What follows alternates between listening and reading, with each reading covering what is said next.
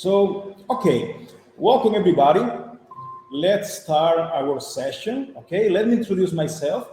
I'm Erasto Meneses, Head of Lean Digital Transformation in the Lean Institute Brazil, and I will be the moderator of this session. Okay, actually, I'm really excited to be part of this moment with a lot of people interested in the Lean transformation. We have almost 30% online, okay, and we'll be growing up this number.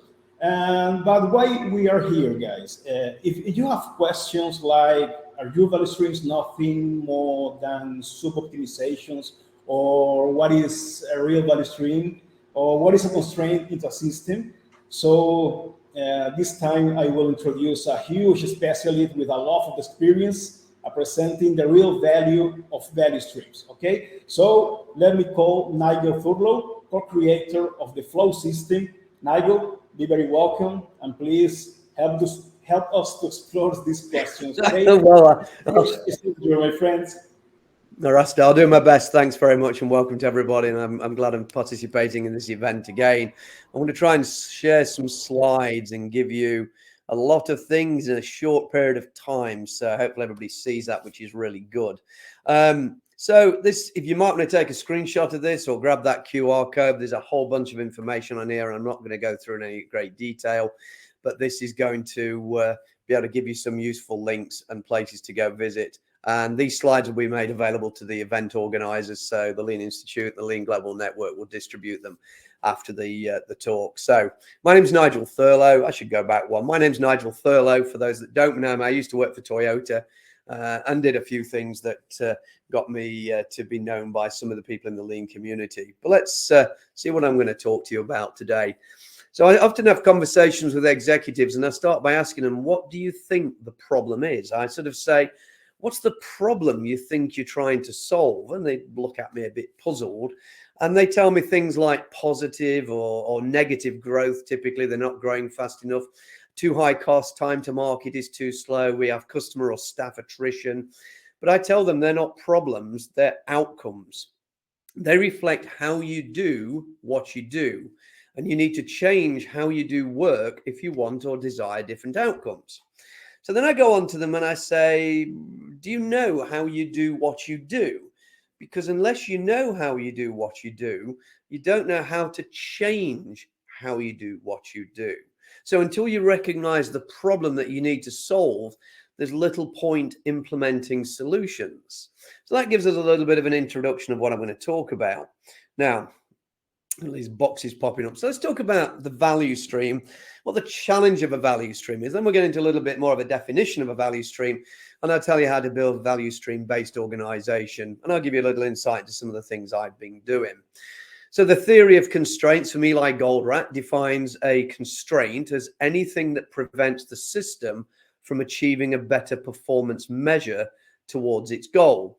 And a constraint isn't just a bottleneck, although a bottleneck is a type of constraint. A constraint is anything in the organization that prevents the system from achieving a better performance measure towards its goal. Now, in manufacturing, and many of you may work in manufacturing, we've often talked about the greatest waste in manufacturing as being overproduction. In fact, that's what Taiichi Ono said many, many years ago. But my observation in the digital and the knowledge working economy, the non-manufacturing space and in the office space, I see the greatest waste everywhere else as being waiting. We wait in queues for hours, weeks, days, years. Waiting is our biggest enemy. And the dictionary defines stagnation as a lack of flow, because lean people are always trying to achieve flow, whatever they may call that, high junk or one-piece flow or similar. But stagnation is a state or condition marked by a lack of flow, movement, or development, a constraint in the system. And in Toyota, I was trained by my boss that there were three key areas where stagnation occurs. When two processes merge into one, we get a bottleneck. If a process splits into two and we lose control or understanding of the direction it takes, or indeed sometimes a process comes to a stop and it doesn't know where to go next, there's a broken connection within the system. These are just the way he explained this to me. When we start to look at a value stream map, for those that are familiar with it, we often see a process going from left to right, typically, as you'll see on the screen, and we map our process. But what we do tend to miss is the hidden costs of information flow. So understanding and simplifying information flows are essential, especially in the knowledge work and the digital space, the non-manufacturing space. We get huge cost hidden in how information is flowing between computer systems, between departments, between the way we communicate within a company. And this is the flow of information, and knowledge work is predominantly the flow of information. So I've done some research. I'm lucky to work with some very clever people. One of them, indeed, is a professor at the University of North Texas, Professor Turner. And we did some research on information theory. And so, interestingly, once life is created, it's sustained through the cellular transfer of information. So good information is important. As more information is needed, more energy is expended. We use more energy as we need more information. Information value, or the value of information, is defined as providing actionable information we can do something with. Information is considered valuable, however, if it's only available when we need it. It's pointless having this overflow of information or not having the information when we need it. And there's a term called logical depth, which is the time and energy needed to obtain actionable information. So as lean thinkers, we're always trying to eliminate non-value added activity, the waste in the process and the system. And this is what logical depth is looking at, the time and energy needed to obtain the information we need. And the flow of information controls the properties and behavior of a system. So this is really critically important, understanding the flow of information. And so the flow of information needs to be achieved using the least amount of energy possible to obtain maximum effectiveness.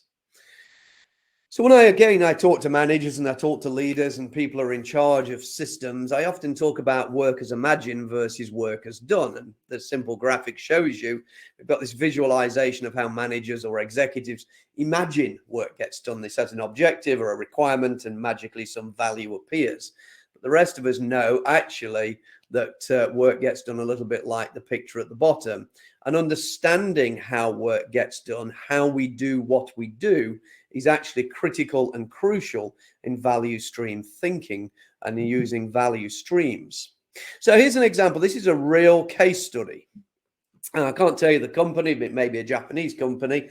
And we started to look at a system, a process, and there's a formula for working out the complexity of this communication, the information flows. Here we have 8 departments. I think it's 8, 1, 2, 3, 4, 8 departments. And we can see the arrows connecting between them. The arrowheads are quite small, but it shows you the direction of communication between each department.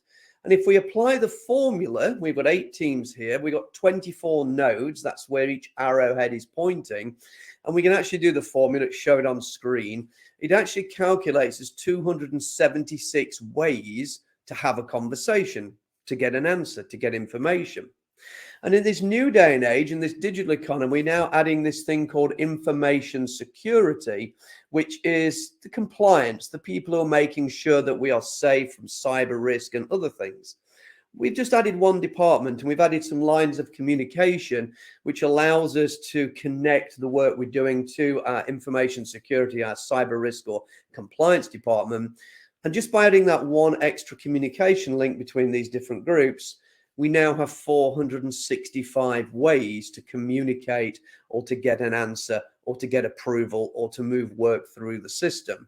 You're probably starting to see the problem now with the flow of information.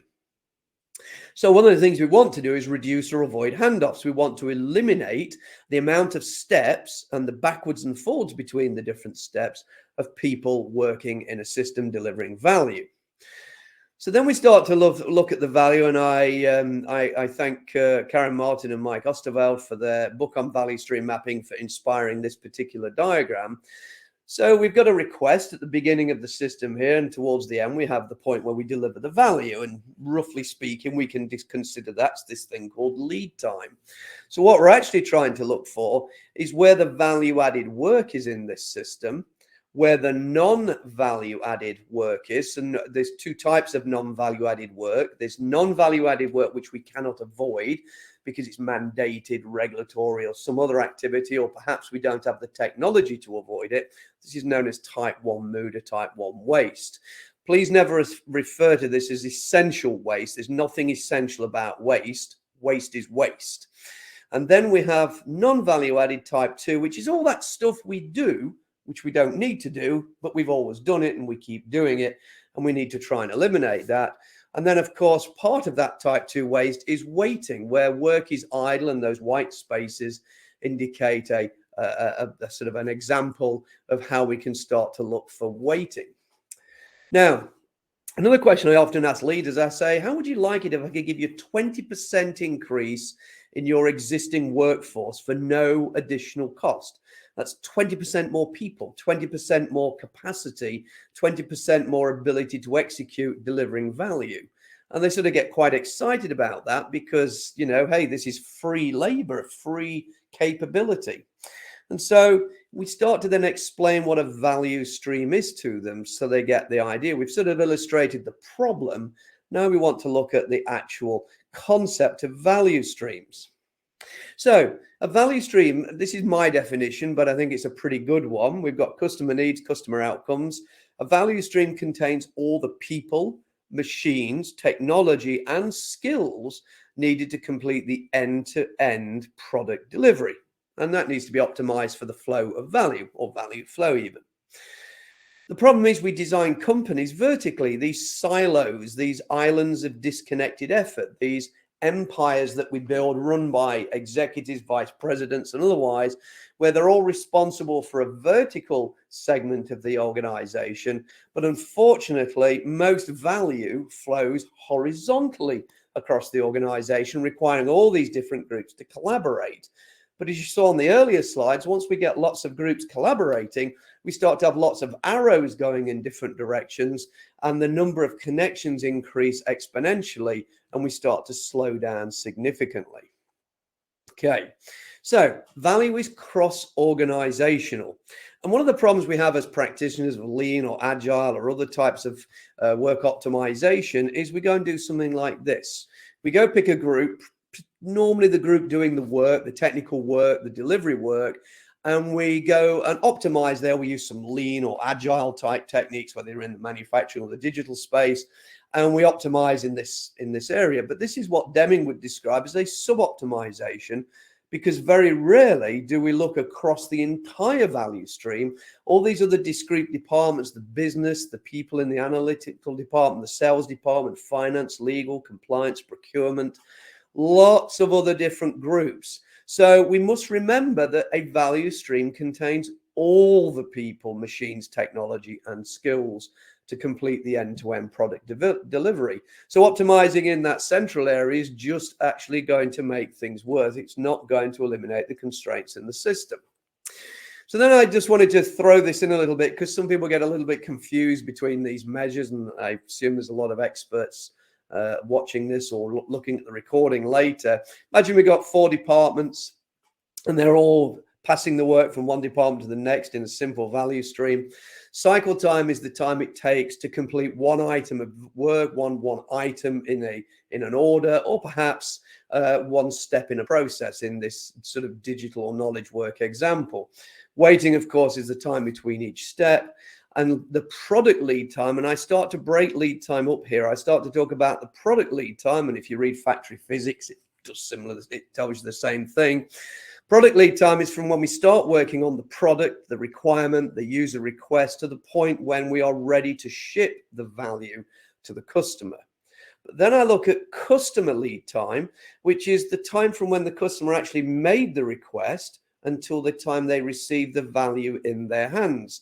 Often a lot of people look at this lead time within the organization and they exclude the time from when the customer asked for the work and the customer could actually receive and enjoy the value that they'd ordered. This is what I define as customer lead time, sort of taking this from factory physics. Of course, there's a whole bunch more times in there. Throughput is the last one mentioned on this slide. And that's quite important, because if you're a theory of constraints person, throughput means something differently to you. It's all about money and the reception of value in financial terms, where throughput in lean terms is about how many things can we make in a given period of time. So it's volume per time we have allowed. I went into a lot more depth on this and a number of other elements that I encourage you to read, and there's a whole article written up on my website which you may find useful, and again you'll get this link in the slide handouts. So okay, we've sort of understood a bit about what a value stream is. We've sort of understood some of the problems in the digital and the knowledge working space, and we've understood some of the challenges from the early part of the presentation. And we're trying to make this visible to our leaderships so we can optimize and make some change. So let's get into what my friend Van Goobergen calls value stream design. My friend in Belgium who specializes in this space. One of the things that a lot of companies are now doing are descaling. They're taking these giant monolithic corporations and breaking them into smaller micro enterprises, smaller self-contained operating units. And a lot of them are using a number known as Dunbar's number to reduce the amount of people below about 150. There's a scientific explanation behind that we won't go into today. And to give you some examples of that, this is Toyota. I used to work for Toyota Connected. Toyota's joint venture with Uber's autonomous technology division, and also Toyota Research Institute in Japan. These are examples of where the giant corporation has created these smaller, fully self-contained, holistic organizations, which include all of those types of departments I mentioned earlier, including things like legal and finance, their own procurement, vendor management, etc. So they can operate much more effectively and efficiently in a smaller scale. And I'll show you how that works in a few moments. So I'm going to give you an example of how I've built value stream based organizations, but how these can actually scale. Now, the labels I'm using are just illustrative. They would change in your context. But let's imagine we've got some sort of board level or executive level strategic sponsorship. Maybe it's where your Hoshin plans start the life. Maybe it's an investment council. And then we may have an executive sponsor at a strategic portfolio level. And then maybe that portfolio will split into specific business owner product portfolio lines. And these are based on some of my own experiences. And then maybe you break that down even further into some level of product management. And again, you may call these different things. Then if you're doing some Agile or Scrum, you may use something called a chief product owner. Or if you're more in product management, this might be a chief product officer, or somebody who's actually responsible for a line or a set of products. And then we can start to build value streams within those product areas, and each one of those can have a value stream owner. Again, these are just suggested titles, not necessarily the only way to do this. And of course, this can just continue to scale horizontally. There is no limit to how this scales. But what we might find is that some of these areas here are actually those discrete business units, those micro enterprises. So this group here may be a complete micro enterprise, or actually potentially in this product management area, that may be a complete self-contained enterprise with these groups working within them. And that's a little bit how we did this.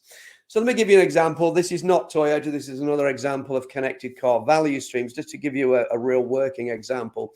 Here's our chief product officer or chief product owner, whatever works in your context. We then built a value stream. This particular one would be around driver score feedback. So these are the types of things you're seeing now in cars, where if you allow access to an application on your phone to track your driving habits, you'll get a better driver insurance score and a lower insurance premium. Remote start-stop is the ability to start-stop your car with a remote control, maybe in very cold or very warm climates, so you can pre-climatize the car before you enter it. And similarly with security alerts for stolen vehicles, indeed stolen vehicle locator is there. So we started to build these, and these are very discrete. So what is value stream owner, value stream objectives? I'll come to that if we have time in the questions. I'm just looking at some of the chat that's occurring while I'm talking. So we're basically building these different value streams, and these are maybe teams that are organized or multiple team systems. So for instance, the stolen vehicle locator example here may actually have 2 or 3 teams working together, but they're all very focused on the stolen vehicle locator option. Value stream owner. So somebody repeated value stream owner. So value stream owner, maybe if you're talking about an Agile or a Scrum context, a value stream owner, maybe the sort of person like a product owner, for instance. That might be an example. This is why I say the labels are illustrative from my experience. They're not necessarily mandatory labels that you would use in your own context. And then we can add the digital capabilities for people who are familiar with DevOps and continuous integration, continuous delivery. That becomes a supporting capability or capacity for the various value streams focused on particular customer value or feature sets that we're delivering. Then we wanted to solve the shared services constraints problem, which is where we've got different departments that are usually serving a very large organization. And we want to actually build smaller discrete versions of these. So what we did, we took people, literally people from each of these very specific shared services areas, and we actually built horizontal cross-functional teams configured as a scalable capability.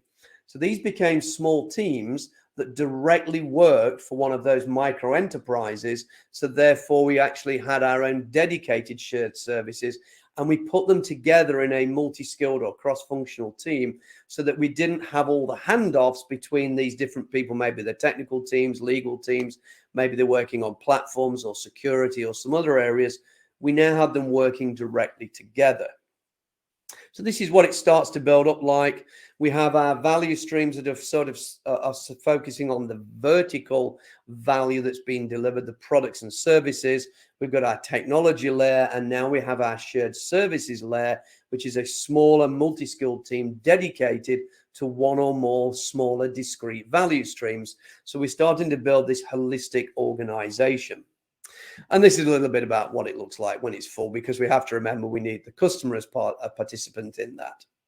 Okay, so that's some of the theory.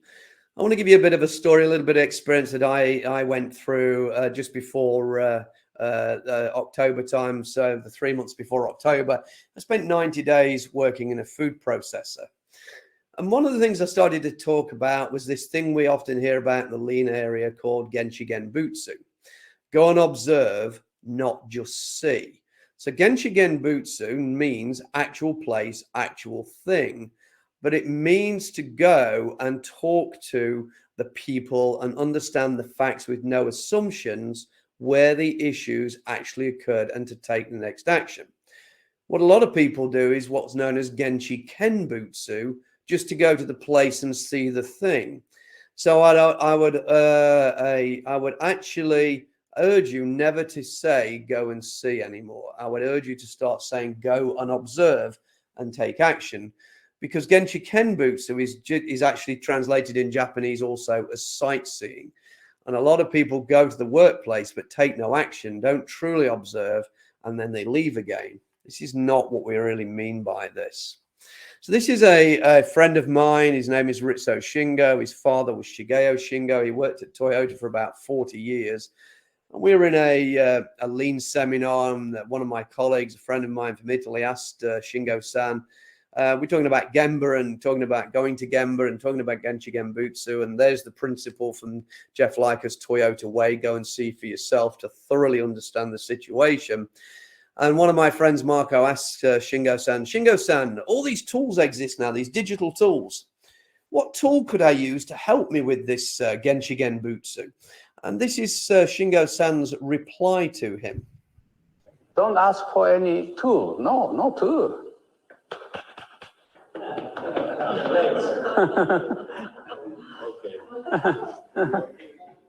So as you can see, it was quite clearly illustrating, if you actually want to truly understand, you have to go, look, listen, watch, observe, and take action. So I went to work in this food processing facility, and this is me. I spent 3 weeks watching production, just watching video and watching. And in that 3 weeks, I didn't learn as much as I learned in doing 8 hours. I asked if I could have a go, and they said, yes, you have to do a full shift. So this is me. This is me doing an 8-hour shift on a food production line. And once I'd spent 8 hours on that line and worked with all those colleagues and really truly understood what was happening, I could take action, and action I did take, because we need to, if you can't actually see it, you don't know what you need to fix. And I see Erasto's my 5-minute warning, which is good. So we need to learn to see the unseen. And unless you actually do the work and walk in somebody else's shoes and actually do the work, you don't actually know what you need to fix. So I actually put the president of the company on the line after I'd spent some time. He came down a few days later. And after he'd spent 45 minutes on the line, I discussed with him some of the things I'd observed. And he immediately made changes and increased the break times from 15 minutes to 20 minutes, which was a very small adjustment, but made a lot of difference to the people on the line. Many of the changes have happened subsequently. The challenge with visual management is a lot of people are using these fancy tools for visual control. Visual control is actually known as Andon. It's not just the cord you pull. Andon means lanterns or visual radiators. And they should only present the facts, but displays without facts are visualization. They are not utilization. So as you start to use all these fancy tools, we start to get just eye candy. We start to display lots of irrelevant information, which is just waste. And so I start to ask people, they tell me they're using Kanban. And I said, are you really using Kanban? Are you using these digital systems like Jira and similar? Because Kanban's a signaling system that calls for work or inventory on a just-in-time basis. That's utilization. Andon is visualization. So I say to them, very simply, Andon visualizes current status condition. It tells you where things are. But Kanban is actually calling for work to be done. So when you're using boards that might look like the things on the right-hand side, stop calling them Kanban boards. They're not. The Andon displays. So I put in an Andon system in this organization on these production lines. There's just some photographs of it. I use foot switches so people didn't have to touch lines because they're working with food. We put in some fault codes so when they stopped the line, we actually got them to change their behaviors. We gave them psychological safety. We promoted emergent learning. We gave them the courage to be able to stop the line. And we gave them a way to record why they were stopping the line so we could start to implement immediate changes. This is true utilization. We're visualizing and visualizing what is being utilized. This is the important thing. I combined a number of different methods. I won't go into them, but I combined a number of different methods from different parts of the organization. We gave them a way to visualize the work, the suggestions that they'd completed, because we gave them the ability on the shop floor. This is the actual physical board on the shop floor. We gave them the ability to visualize, to actually propose improvements once we give them that encouragement. This is another company I used a similar skill on. I implemented Scrum from the Agile world in a lean manufacturing plant. And so really, you must continuously experiment by trying a multitude of different methods, tools, techniques, and approaches, testing combinations and recombinations to see which interactions and reactions yield your desired outcomes. There's no template. I'm now nearly out of time. There's one thing I want to share with you is the biggest constraint is you, should I say. It's not technological, it's behavioral. Please don't talk about mindsets. Mindsets are a pseudoscience. I think what most people mean when they say mindset, they mean attitude, having the right attitude towards the work, towards improving the system. It's not a mindset per se. That's an individual construct. But I want to mention this lady. This is my final minute. I spent a day with this lady. She'd done this job for 42 years. She trained me. To say thank you to her, I gave her some flowers. And she bought me some flowers. Bought me some gifts afterwards. And you see there's some photos of her when she came in the office a few days later. But she made me very sad, and I get quite upset when I think about this, but she's become a good friend. She said I was the first person that ever made her feel worth something. She'd done this job for years. Nobody'd ever listened to her until we gave them the empowerment and the tools, and we revealed the waste and the challenges in the system that needed to be improved. She told me I was somebody and that she was nobody. I want to leave you with this final message. Let me tell you right now, you are all somebody. Thank you very much. Just in time, Nigel. Really great presentation. Really great. Really nice. Okay, guys, we arrived to the end of the session. That is a shame because it's really good. Okay, Nigel, really thank you to stay here with us and an excellent approach and sharing your knowledge. Okay, it's really interesting how something so basic is actually so underestimated in the organizations, you know. And here we have the opportunity to discover a lot of problems and opportunities as well to close the bridge until you declare the standards or even optimize and reach better status quos. So really thank you for your time, my friend. For me, it was a pleasure to stay here beside you and learn a little more about value stream, the right way and the right meaning of the value stream. Okay, and to the people who have joined us, please continue to enjoy the event because we have more next. Okay, take care, everybody, and until the next. See you later.